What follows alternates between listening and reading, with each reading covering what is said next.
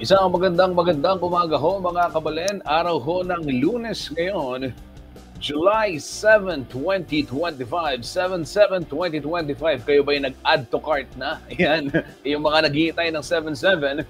Ang tawayanan ho ninyo, meron hong promo code ang CLTV36 sa atin pong mga partner merchants.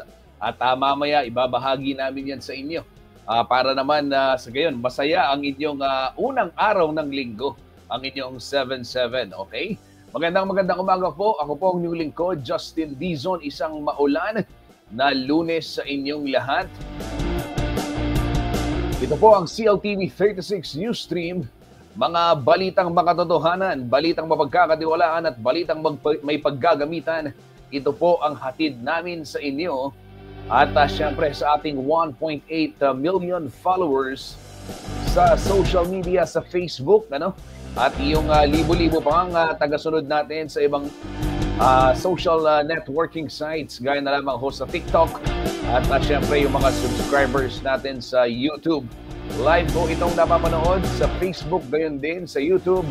At syempre, yung mga naabot ng ating signal, Channel 115. Opo mga kabalen, Luzon, Visayas at Mindanao, napapanood ho ang mga programa ng CLTV 36. Kaya naman, eto, kung meron ho kayong nais ipaabot sa ating mga kababayan o karing kabalen tamo, alam mo, Ketibu, Pampanga, o hindi lang dito sa Central Luzon, gaya na lamang ho ng aking mga kamag-anak sa Tupi, South Cotabato, na maranas lang anong Manalbe, CLTV 36. At syempre, paborito dyan naman, Ijo Mac Mariano, ang tabayanan na rin kayang podcast. Yan, shout out ka rin pong kanakong kamag-anak, ka rin pong Pingol family, kayang Tupi, South Cotabato, ang tabayanan na rin kaning Kapamujo ng CLTV 36. Ayan. Wapin naman. Opo, ta kasing makarayo ka, kaya tiking balenta mo, ami misme, itang amanong Kapampangan, ang poreng pisasabihan. Kaya tiking kaya katang balen, kaya naman may kaswelo tang makaramdam at makapanalbe.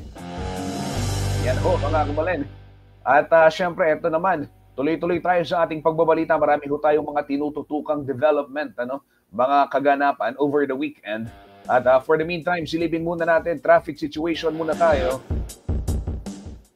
Dito po sa North Luzon Expressway, real-time traffic monitoring via NLEX Corporation.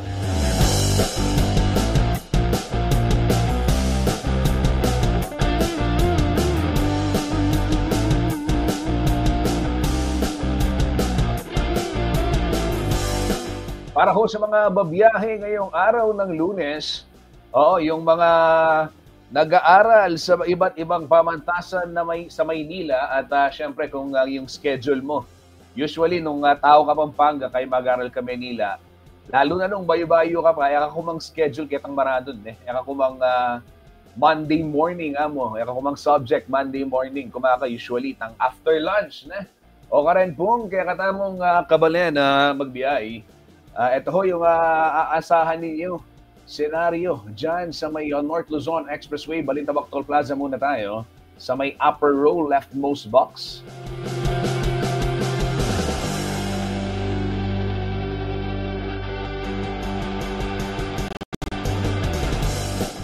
Ito ho mga kabalen, sa Balintawak Toll Plaza, maluwag ang sitwasyon ng mga kalsada, magkabilang linya, northbound, wala pila, ganyan din ang senaryo doon sa approaching ng Metro Manila.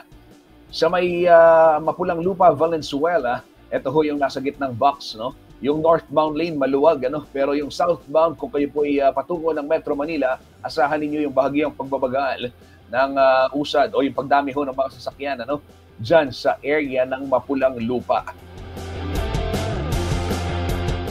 Sa may Mindanao Toll Plaza, wala pong mahabang pila dyan ng mga sasakyan. Ganyan din yung kabilang linya, yung westbound o papasok ho ng NLEX o di kaya naman patungo. Dito yung ibang portion ng Metro Manila patungong Arbor Link. Maluwag ho ang sitwasyon sa mga oras na ito. At dito naman tayo sa may Marilao, yung sa ibaba ho, pinakakaliwa southbound lane ng Marilao. at maluwag ang kalsada. Ganyan din sa northbound.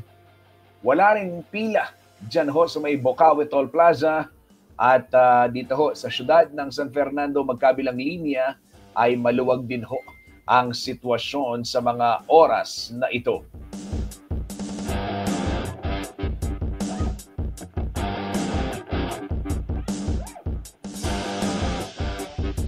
Yan ho kabalan ay real-time traffic monitoring via NLEX Corporation. Silipin naman ho natin ang sitwasyon ng trapiko dito ho sa may lalawigan ng Bataan. Okay, mula ho sa North Luzon Expressway, silipin naman natin senaryo ng trapiko dyan sa may Bataan.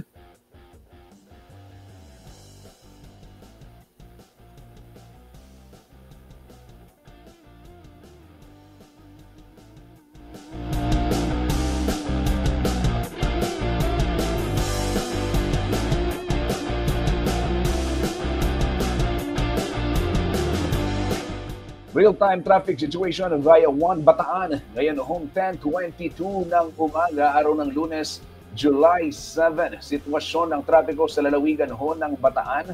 Eto mga kabalen, dyan sa may area ng Balanga bound, sa may Layak, ayan, meron hong traffic light dyan, kaya naman prepare to stop, paghandaan, magbigayan sa kalsada. Hermosa SC Tex, maluwag ho ang sitwasyon. Ganyan din dito sa may Coolies Crossing at sa may Rotary, sa may Balanga. Light traffic ho ang senaryo sa mga oras na ito. Paalala ho mga kabalen, yung mga biyahero dyan, 70 ang speed limit para sa mga PUV o yung mga van. At eto, yung mga van, 50. At yung mga pribadong sasakyan, ay meron din kailangang sunding speed limit na 80 kilometers per hour at yung mga PUV 70. Kaya nang nabanggit kanina, yung mga motorsiklo hanggang 60 lang ang takbo 50 naman sa mga truck at van.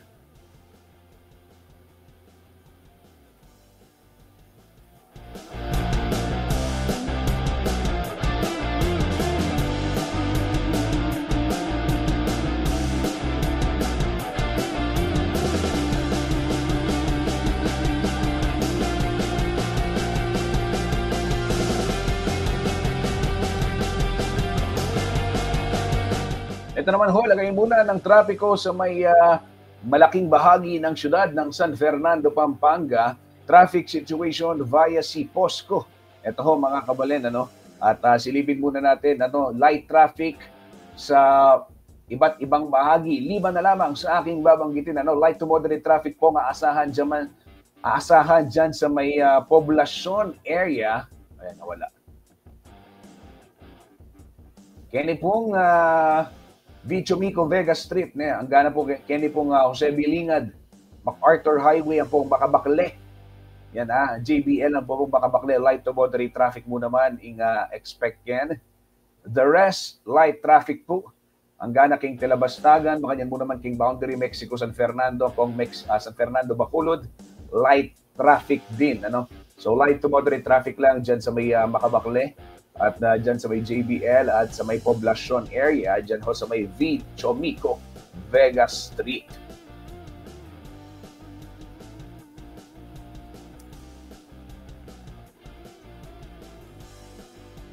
Yan ho ang traffic update mula po sa City Public Order and Safety Coordinating Office o si POSCO San Fernando. Mamaya sikapin nating makausap si Kuyang Louie Clemente kaugnay ho nitong tinambakan nilang mga hukay.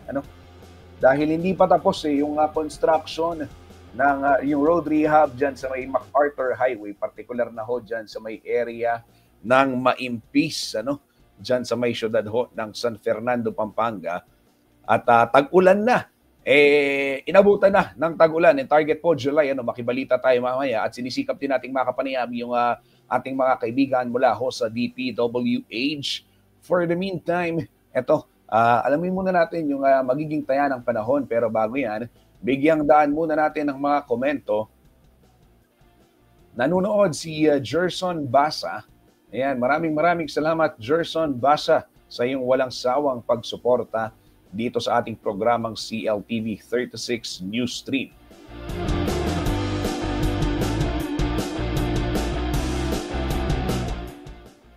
Nakatutok rin ho si Zach Manlutak. Hello, keep safe, sabi ni Zach. Ayan, hi Zach, kumusta? At shout out sa Manlutak family na nakatutok din dito sa ating programa. Maraming salamat sa inyong panonood ng CLTV 36 News Stream. Kumusta kayo, Zach? Gerson, kumusta dyan? Ito mga kabalan, alamin muna natin ang magiging taya ng panahon. Latest weather update mula po sa Pag-asa. Kaninang alas 5 ng umaga ay nagkaroon ng press briefing, kaugnay nga nitong binabantayang bagyong si Bising at kung ano ang magiging epekto ni Bising dito ho sa lalawigan, Pampanga at sa ibang bahagi pa ng Central Luzon. Panoorin po natin ito, mga kabalan.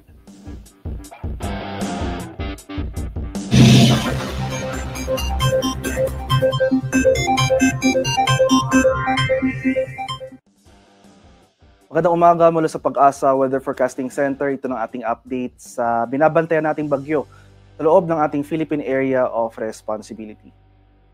As of 5 AM today, ito yung ating mga latest localized advisories sa ating mga lugar. So may nakataas tayong thunderstorm advisory over some parts of Greater Metro Manila area. Ng madaling araw, nakaranas tayo ng thunderstorm activity sa ilang bahagi ng Central Luzon at itong northern portion ng Metro Manila. Para sa karagdagang impormasyon para sa thunderstorm advisory na ito, ay maaaring bisitahin itong official website ng panahon.gov.ph. Para naman sa ating latest satellite imagery, as of 4 AM today, yung latest location natin para kay Bagyong Bising ay nasa layong 405 kilometers north-northwest ng Itbayat, Batanes. Isa itong typhoon na may taglay na lakas ng hangin na malapit sa gitna na umaabot ng 130 kilometers per hour at pagbugso na umaabot ng 180 kilometers per hour. Patuloy itong gumagalaw northeastward sa bilis sa 25 kilometers per hour. Sa ngayon, malayo na ito sa ating bansa at wala nang nakataas na tropical cyclone wind signal dito sa area ng Batanes. Gayunpaman, itong southwest monsoon o yung hanging habagat patuloy na magdudulot ng mataas na tsansa ng pag-ulan dito sa malaking bahagi ng Luzon at western sections ng Visayas at sa Mindanao. Sa nalalabing bahagi ng Luzon as well as itong central and eastern sections ng Visayas at Mindanao ay mas maliwalas sa panahon na ating inaasahan maliban na lamang sa mga biglaan at panandaliang pag-ulan na dulot ng thunderstorms.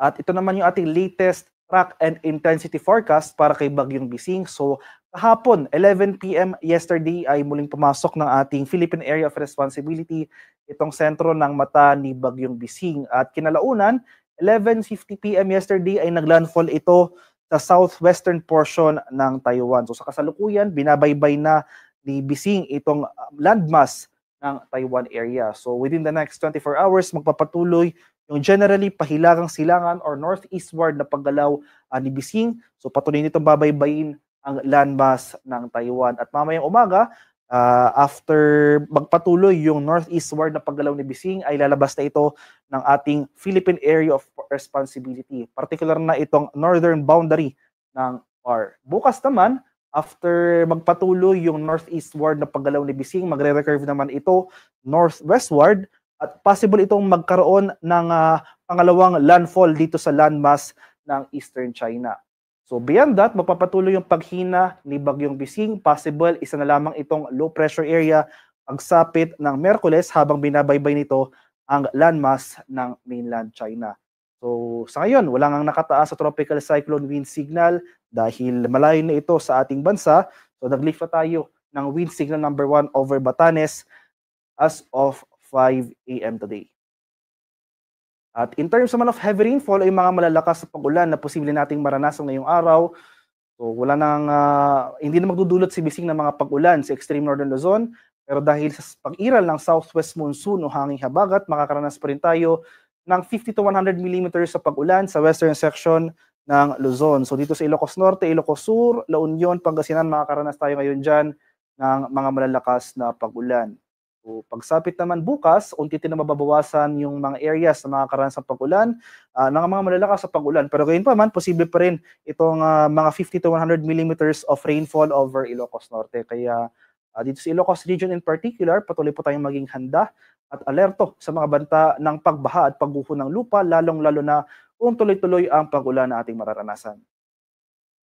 In terms naman of severe winds, yung mga malalakas na bugso ng hangin na dala ng southwest monsoon o hanging habagat ngayong araw, asahan natin itong mga pagbugso ng hangin over Ilocos Region, Cagayan, Isabela, Aurora, Zambales, Bataan, Quezon, Occidental Mindoro, Masbate, at sa Romblon. Bukas naman, magpapatuloy mga pagbugso ng hangin na dulot ng habagat, strong to gale force gusts over Ilocos Region, Cagayan, Isabela, Aurora, Zambales, Bataan, Quezon, Masbate, Romblon, Occidental Mindoro, at sa Palawan. Pagsapit naman sa araw ng Miyerkules, magpapatuloy yung mga gusts of wind over Ilocos Region, Cagayan, Aurora, Zambales, Bataan, Quezon, Masbate, Romblon, Occidental Mindoro, at sa Palawan.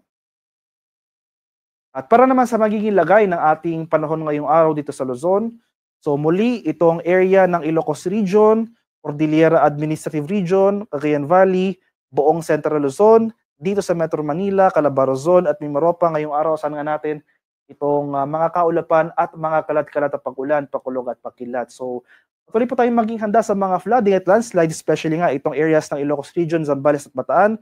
Ito yung mga areas sa western section ng Luzon, makikita po natin, exposed ito sa pag-iral ng ating southwest monsoon o yung habagat. Samantala sa nalalabing bahagi ng Luzon, itong area ng Bicol Region, mas maliwanag sa panahon na ating inaasahan ngayong araw, bahagyang maulap hanggang sa maulap. Pero maganda pa rin tayo sa mga biglaan at panandaliang pag-ulan na dulot ng thunderstorms sa dakong hapon at sa gabi. Sa areas naman ng Palawan, Visayas at sa Mindanao, muli itong ang western sections ng mga areas na ito.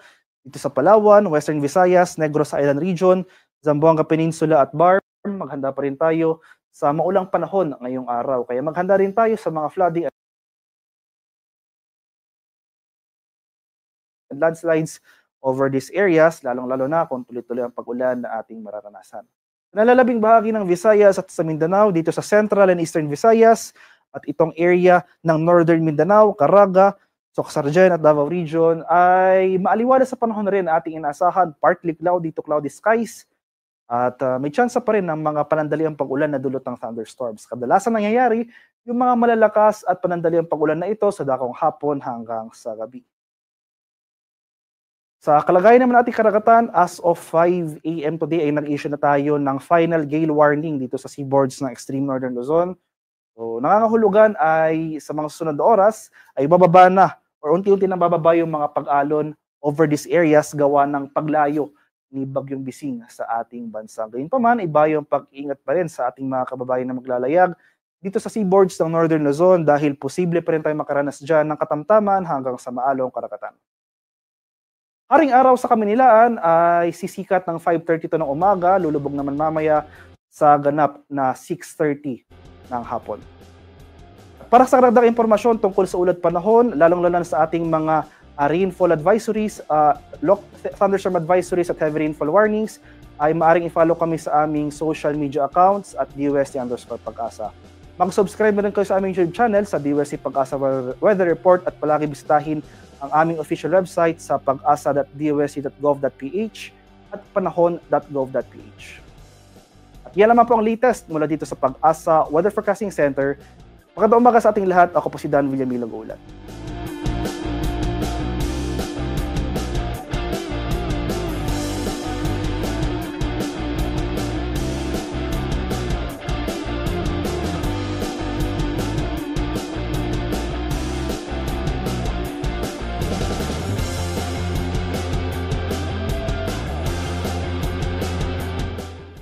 Maraming salamat Dan Villamil ng DOST Pag-asa para sa ulat panahon at para manatili kayong updated mga kabalen, i-like, share and follow na itong ating social media page at CLTV36 News upang sa gayon mga kabalen maging updated kayo lalong-lalo na dito sa mga anong tawag dito yung mga advisory natin, no? Weather advisories dahil mayat-maya itong thunderstorm advisory na inilalabas ng ating Weather Bureau at yung mga nakakaapekto directly, no, dito sa ating rehiyon, gitnang Luzon at syempre yung mga karatig panglalawigan ng ating rehiyon ay nakapost ho diyan upang sa gayon magabayan itong ating mga followers dito ho sa ating social media at syempre yung iba pang mga tagapanood ng CLTV 36.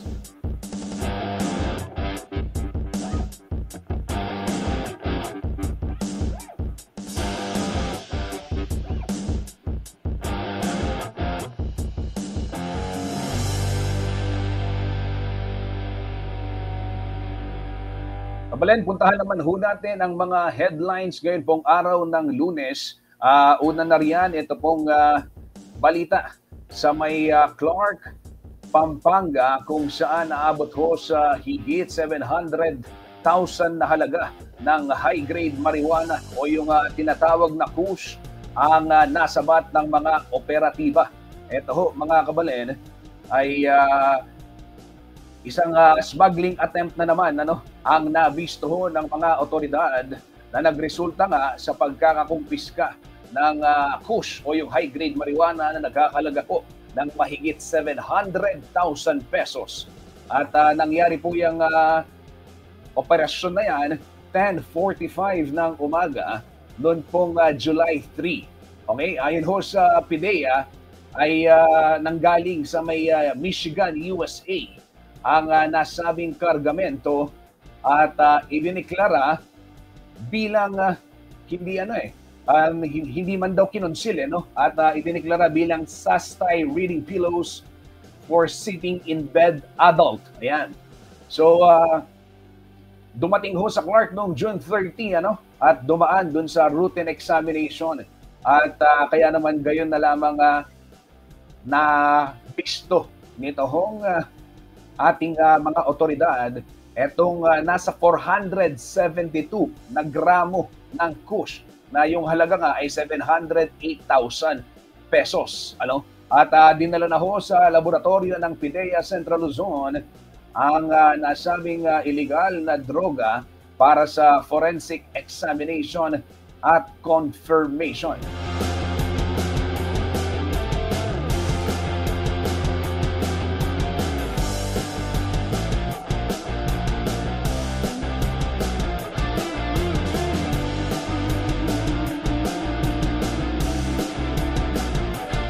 Siyempre, pagbati ho sa PIDEA at higit sa lahat, pagbati dito sa cute na cute. Ngunit huwag kayong madideceive. Ika nga, looks can be deceiving. Cute na cute, pero matinik na matinik ho na kanilang K9 unit na nakabuking dyan sa illegal na drogang itinangkang ipasok ho dyan sa Port of Clark.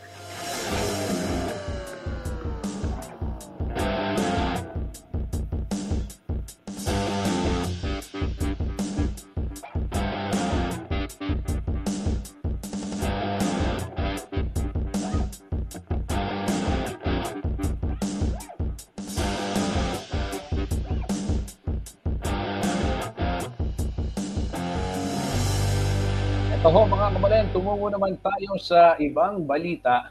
Ito ho, isang drug den naman sa bayan ho ng Lubao, Pampanga ang nabuking din ng mga otoridad. Ay bakit? Paano? Narito po ang detalye ng balita. Ito, kapapasok lang na balita. Ay sinalakay ho ng mga ahente ng Philippine Drug Enforcement Agency o PIDEA Region 3, Pampanga Provincial Office. Ito po ang drug den, at nagresulta sa pagkaka-arrest po ng 3 suspect at pagkakakumpiska ng nasa 102,000 na halaga ng hinihinalang shabu. At ito pong linggo yan, July 6, 2:56 ng hapon, dyan ho sa may barangay San Antonio sa bayan ng Lubao, Pampanga.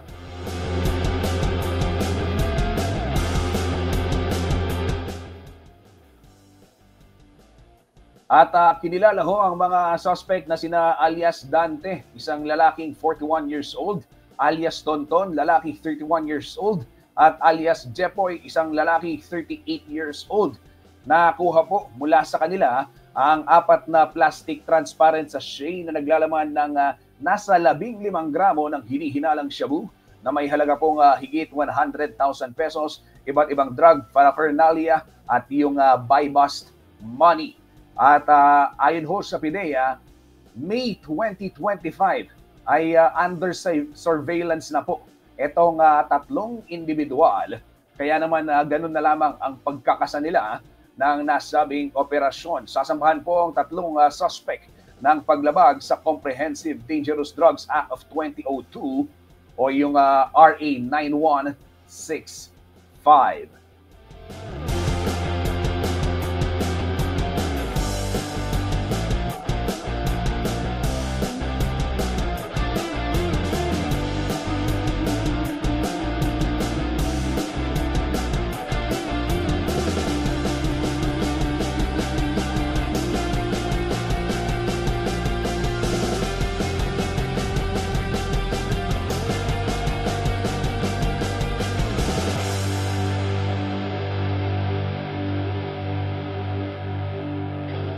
Ayon ho sa Police Regional Office 3, patuloy ho ang kanilang pagsisikap upang tuluyang wakasan ang problema ng illegal na droga dito ho sa ating rehiyon, gitnang Luzon. Samantala, sa iba hong mga balita, kabalen, ito naman,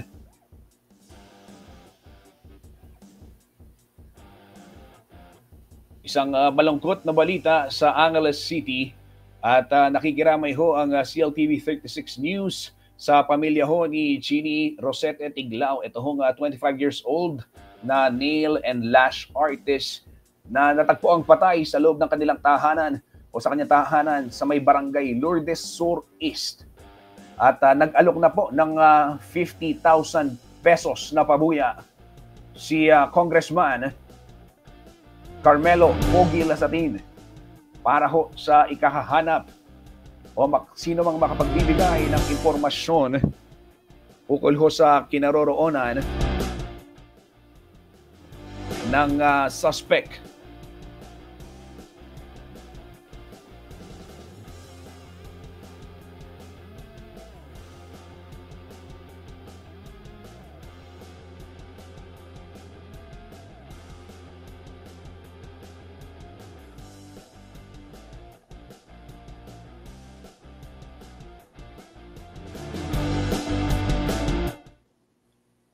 Ito ho mga kabalen, at patuloy pa rin pong pinaghahanap ng mga otoridad ang suspect sa pagpatay sa 25 years old na si Chinimay Rosette Tiglao.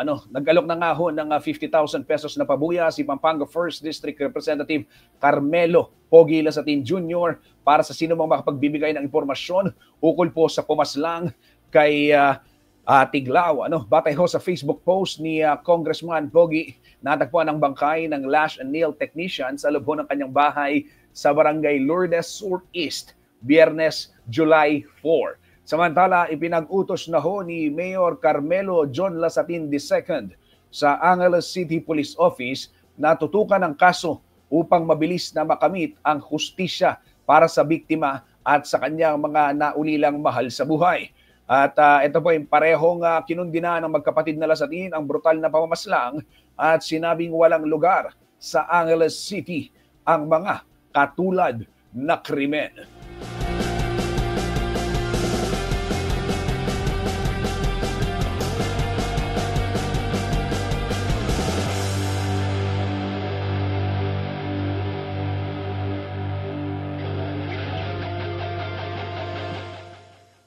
Ito, latest update, kaugnay ng balitang yan.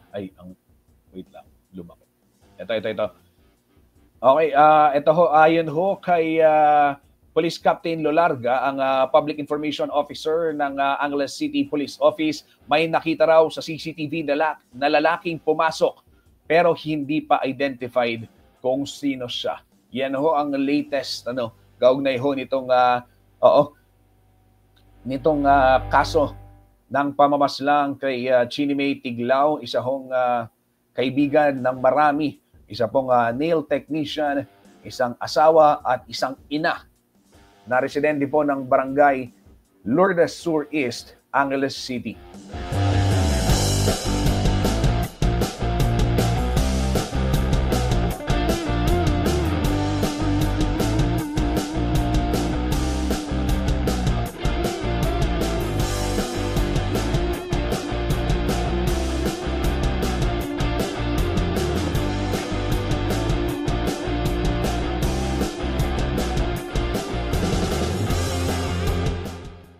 Ito naman ho mga kabalen na nagluluksa ho ang maraming Fernandino ngayon dahil namayapa na sa edad na 105 ang tinitingalang businesswoman dito ho sa lalawigan ng Pampanga, partikular sa siyudad ng San Fernando, si Eufrencina Dizon Garmes o kebaluan niya po kilala kay ngao sa Imang Lilang.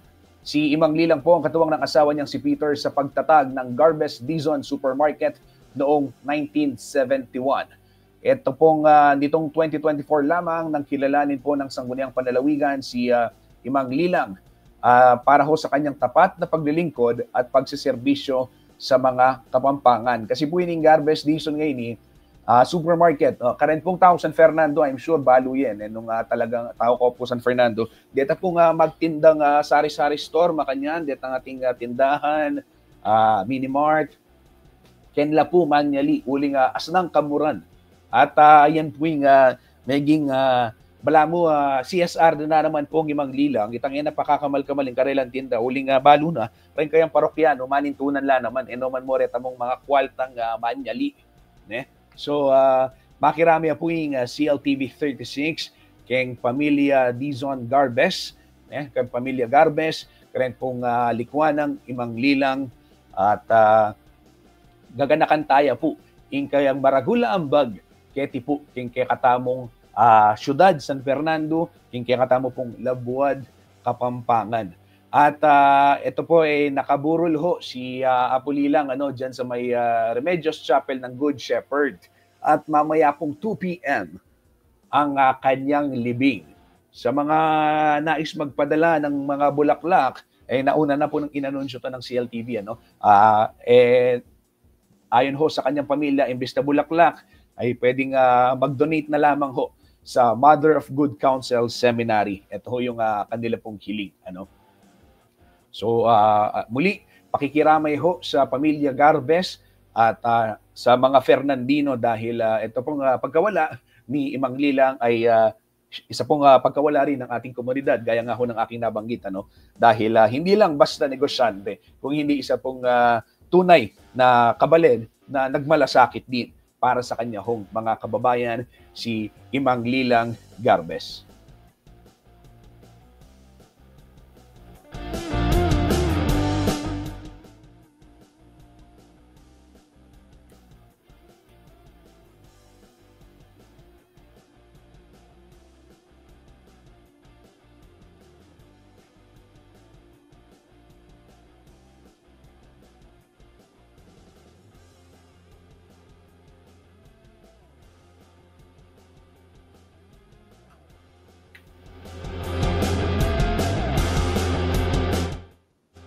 Ito naman ho mga kabaleng sa iba namang mga balita.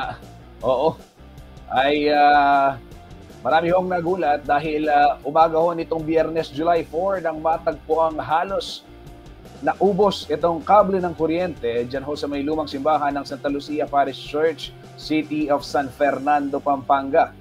Ayon ho kay Aris Samson, ang property custodian ng parokya, gagamitin sana ang lumang simbahan para sa burol ng kanyang kaanak nang mapansin na wala ng kuryente at nakabaklas na ang mga electrical socket at breaker sa buong lugar.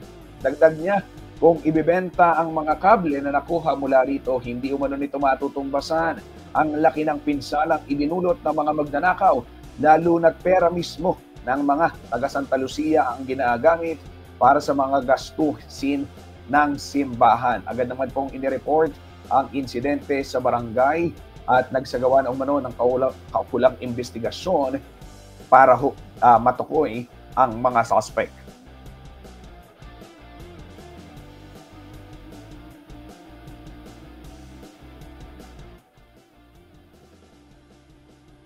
Gisando po niya, kasakit yata yung biya, kasakit talaga yung biya niya.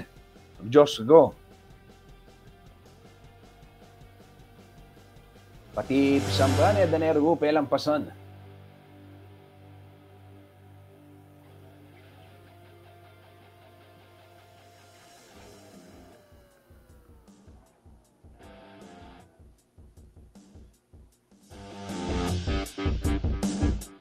Kabalayan, isang mabilis na patalastas lamang sa ating pagbabalik. Ito, makibalita tayo sa development ng ginagawang kalsada sa may syudad ng San Fernando, Pampanga. Kausapin natin ang si Posco. Wag ho kayong aalis. Magko-commercial break lang tayo. Magbabalik po ang CLTV 36 News Stream.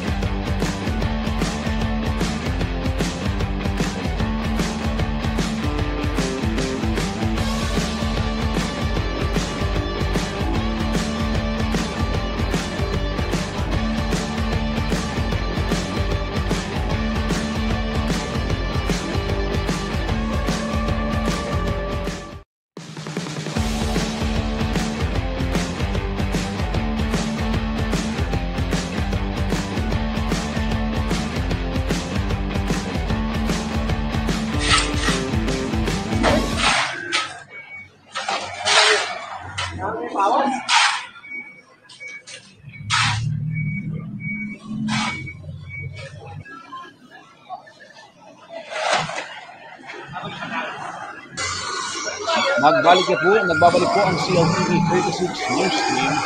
Mga kabalang, inyo pong napapanood itong ginawang operasyon ng City Public Order and Safety Coordinating Office o si POSCO ng Siyudad San Fernando dito ho sa may kahabaan ng MacArthur Highway. Kaugnay nitong ginagawang kalsada dahil nung nagkaroon ng flash flood, ayan, nagdulot ng panganib sa mga motorista dahil nga marami yung hukay. Upang bigyan tayo ng detalye kaugnay ho ng insidenteng yan, makakausap po natin dito sa ating programa via phone patch si Engineer Carenzo Guevara ng si POSCO. At isang magandang umaga po, Engineer Guevara. Magandang umaga po sa inyo lahat, sa lahat po ng tagapakinig ng CLTV. Magandang umaga po. Apo. Sir, ano ho yung nangyaring insidente nitong linggo at what prompted these operations po during the weekend, sir? Yes, sir. Sa kadahilanan po ng ating panahon ng tagulan po, Yan, usually, nagiging problema po natin sa daan ay lumilitaw po yung mga potholes sa kalsadahan po ng ating Jasa, sa kahabaan po ng Jasa at ng MacArthur po, no? Bilang ating mga pangunahing kalsada po dito sa San Fernando. Yan po, patuloy po ang operasyon ng Seaposco na temporarily tinatambakan po ito ng ating mga personnel para lamang po mabigyan ng safe na pagdaloy ng trapiko at ng mga motorista po na dumadaan po dito sa ating syudad po. Opo, sir, engineer, ito hong pinapakita natin sa video, ito po kasi portion ng sakop, ano, ito ay hindi lang, hindi lang yung ordinaryong pothole din, ano, ito yung uneven portion, ano, na dahil nga ginagawa. Ito sir, meron bang ano dito, kumbaga, may nakita ba kayong kapabayaan ng kontraktor na dito sa incidenting to? Siguro sir, ang masasabi ko dyan, siguro dagdagan pa yung mga visibility natin in terms of sa mga barriers po natin na naka-install, no, na nakatayo sa kasalukuyan dyan, no. So kung mapapansin po ninyo, meron pong pagkakaiba sa elevation po in terms of sa ating outermost lane, mapunta po dun sa pangalawang outermost lane. Elevated po yung nauna nang nagawa, na isagawa ng contractor po sa pangunguna ng DPWH po, no. So yun, siguro dagdagan po natin yung mga reflective facilities para po makita po siya, umulan man o sa gabi man yan yung ating operasyon po. Apo. Yan po. Apo. Engineer, meron bang mga reported untoward incident dito sa nangyari, ano, dahil doon may nakita kami, gusto ko lang i-verify, confirm yung sasakyan na nahulog at pinasukan ba ng tubig dahil hindi napansin na uneven yung kalsada at malalim yung tubig. Tama ba yun? Confirm ko lang. Yes sir, actually meron pong insidente na nangyari, no? Yesterday po dun sa area of concern po, no? You would say yes, dahil siguro sa hindi kapansin-pansin po, no? Kung bago po yung motorista na pupunta doon sa area na yon, may possibility po talaga na magkaroon ng miscalculation, no, sa driver perspective po. Ayun po. So ayun, ang ano natin diyan, ang intervention na pwedeng gawin is yun nga po, dagdagan yung mga reflective facilities natin na po pwedeng mag-guide sa mga motorista. Whether you're Fernandino man yan o nakikidaan or pupunta lang po, pumapasyal dito sa atin lugar po. Opo, sir, last na lang, may idea ho ba kayo, may napag-usapan na ba with DPWH kung kailan matatapos itong road rehab, of course, in relation dito sa coordination meeting ninyo dahil kayo po ang magpapatupad naman ng mga traffic schemes dyan sa area na yan? Yes, sir. Base po doon sa mga nakausap natin na personnel from the DPWH, no? Ang original pong niyan is timeline niyan is hanggang July. Kanya lang dahil nga po sa ulan, nagkaroon po sila ng extension up until August po this year. Okay, so August na sir yung target, ano? Opo. Yun po yung nabanggit sa amin. Sir? Okay, sige po. Opo. Sir, paalala na lang sa mga motorista, lalo na ngayon pong maulan ng panahon at syempre yung mga kalsada, basa at nariyan nga itong iba't ibang mga road construction. Yes. Sa mga tagapakinig po, whether tagulan man yan o maganda ang sikat ng araw, maging alerto tayo sa pagmamaneho sa kalsada. At dagdagan po natin ang pasensya saan man po tayo mapunta. Kasi yan nga, may mga existing road constructions po tayo kung pwedeng magpapabagal ang ating pagpunta, no, sa mga pinupuntahan po natin. So, ayun, I recommend, I suggest na yun, dagdagan po natin ang ating pasensya sa pagmamaneho. Sana kompleto tayo sa mga caution gear, yung mga dinadala natin sa ating mga sasakyan. Para po in case of emergency, meron tayong malagay kahit mga warning device lang po yan, malaking bagay po yan para sa mga kasama nating motorista sa daan. So, yun lang po. Mag-ingat po palagi sa ating pag-commute. Okay, maraming salamat po, Engineer Carenzo Guevara ng City Public Order and Safety Coordinating Office o si POSCO ng Ciudad San Fernando. Thank you po, sir. Mag-ingat po kayo. Yan ho, kabalen, si Engineer Carenzo Guevara. At napag-usapan nga ito pong ginagawang kalsada, yung road rehab diyan sa may MacArthur Baingpis. So ito from July ay na-move ng August yung target completion date. Latest ho yan na development. Ngayon lang natin nalaman at nalaman natin mula sa SIPOSCO yung target na July target ay na-move na to August, gawa daw ng itong maulan na panahon. Ayan, makikibalita pa tayo sa DPWH kaugnay niyan. Pero sa ngayon, magpapaalam muna si Kuyang Justin dahil sinesenyasan na ako ni Mike. Maraming salamat sa lahat ng mga tumutok dito sa ating programang CLTV 36 News Stream. Muli, isang ngalan po ng buong pwersa ng CLTV 36 News and Current Affairs. Ingat po tayo lagi. Maraming salamat po.